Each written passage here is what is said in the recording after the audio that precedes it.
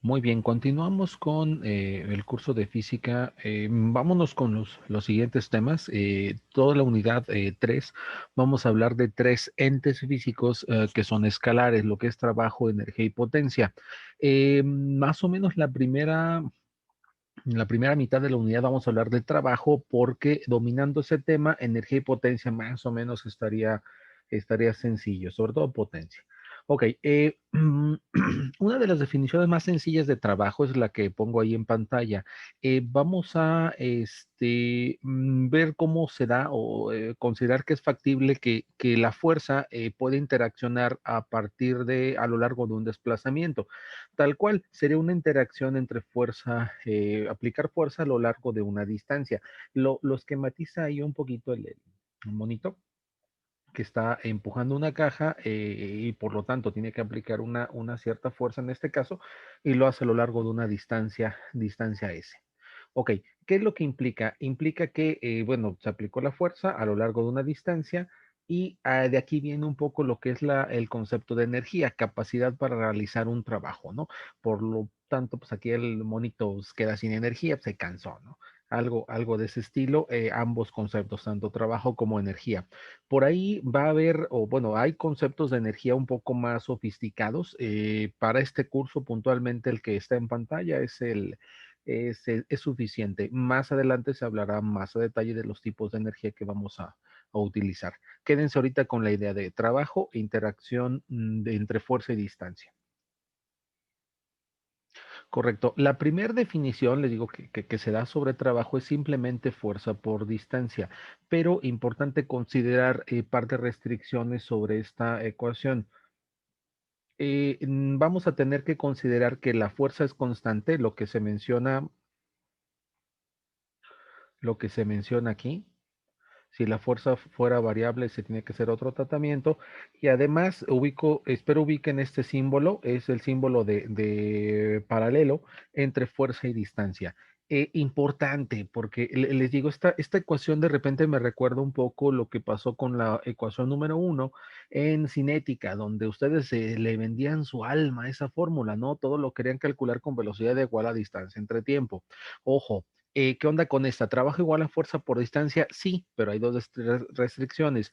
Fuerza debe ser constante y debe haber una dirección paralela entre fuerza y distancia. Ojo con ese par de restricciones. A ver, dejen ver si traemos lo de unidades. Bueno, lo que les mencionaba sobre las restricciones. A ver, antes de, no lo mencioné, bueno, no está escrito, pero lo menciono. Las unidades de trabajo van a ser unidades de Newton por metro.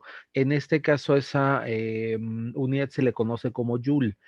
Más bien bueno, es más atribuida hacia unidad de energía. Luego vamos a ver que hay una equivalencia entre trabajo y energía. Se puede quedar como Newton por metro e inclusive en el caso de sistema inglés, me parece que solamente es libra por pie, digamos, no hay una unidad o no ubico más bien una unidad de energía en el sistema inglés. Es muy común que se utilice libra-pie.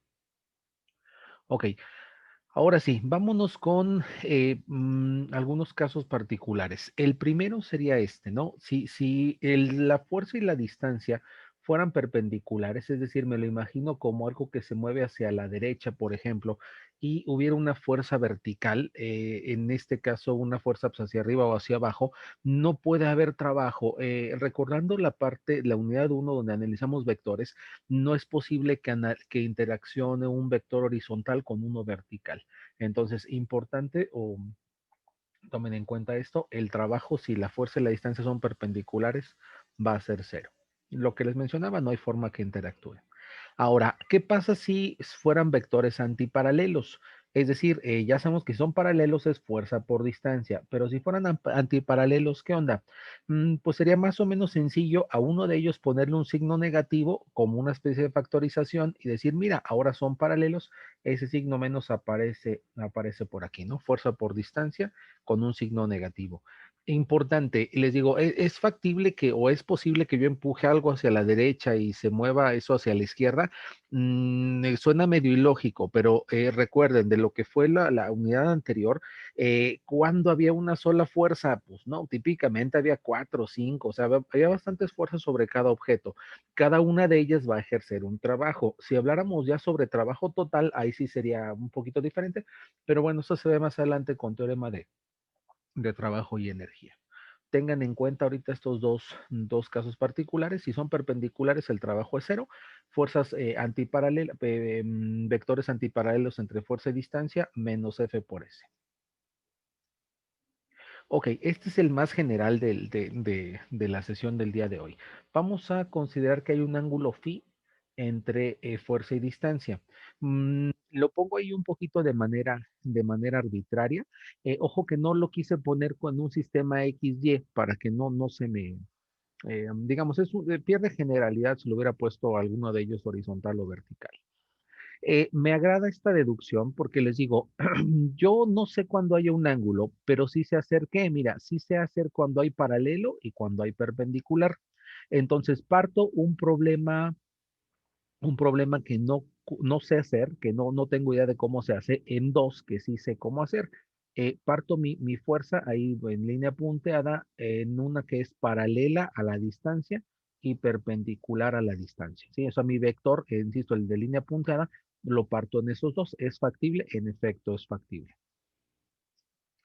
¿A qué voy a llegar? Mira, vas a tener dos trabajos, uno hecho por la fuerza perpendicular, ya habíamos planteado que es cero, y uno por la fuerza paralela, que simplemente es fuerza por distancia.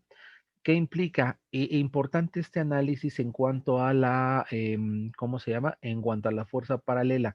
Sacando las componentes, al tener paralelo y perpendicular, implica un sistema rectangular y siempre me va a quedar, en este caso, fuerza por coseno.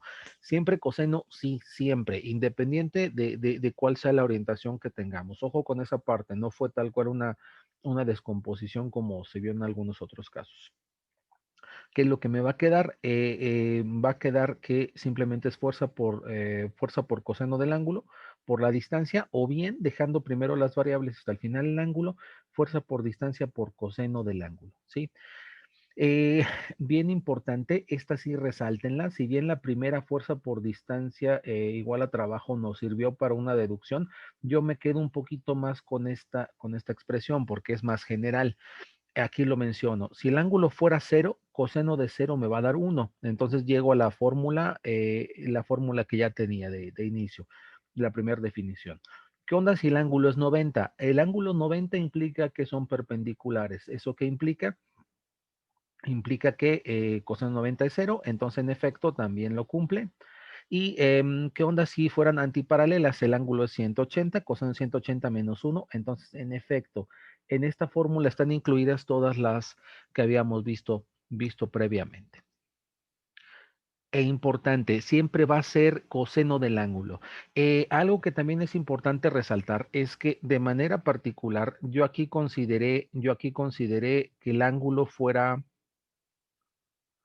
en esta dirección, ¿sí? O sea, pues, sería el ángulo más sencillo, pero importante resaltar que inclusive yo les pudiera dar el ángulo completo hacia acá y sigue funcionando. Les digo, creo que tiene que ver, no estoy tan seguro, la verdad, tiene que ver con la paridad de la función, pero en efecto, ya sea que se tenga el ángulo positivo o el ángulo negativo, digamos, en una dirección o en otra, en ambos casos se cumple. Importante, si bien esta ecuación es general, sigue habiendo una restricción. La fuerza tiene que ser ¿qué? Tiene que ser constante. Cuando se tenga fuerza variable, hay que hacer ahí algunos arreglitos ahí un poco diferentes. Muy bien, sería todo por el día de hoy en cuanto a la teoría. Seguiremos posteriormente en el curso con algunos ejemplos, ejercicios. Saludos.